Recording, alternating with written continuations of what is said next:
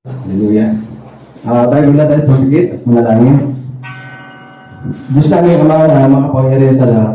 Muli po nagpupuri kami sa iyo at sumasamba sa Espiritu at katotohanan. Lord, dalangin po ang araw na ito. Ikaw po magpala at ipuri po ang bawat isa sa amin. Na kami po ay makarating sa iyong matasaasan. Lord, patawarin po kami sa lahat ng aming mga nagawa pagkakasala at pagkakamali. Sa araw-araw po, Panginoon, dahil hindi po namin alam ang aming mga magagawa o wala po sa amin, Lord. Dahil kami po ay nasa laman pa.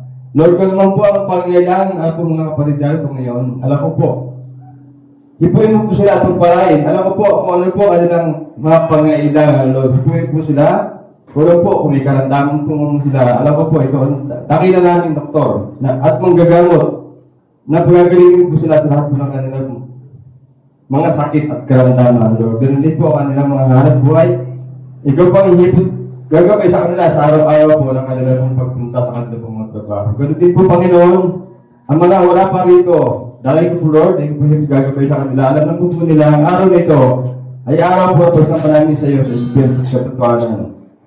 In Jesus' name, ganun din po, Panginoon, ang ili po itatayo sa umaga ito, ano po mga pastor, ilagay mo ba siya sa iyong liguran at siya, ikaw lang po makita, kung ano po mamutawi sa kanya po mga labi, ay tubig mo po sa bawat isa amin, at isa pang buhay po namin sa pang-araw.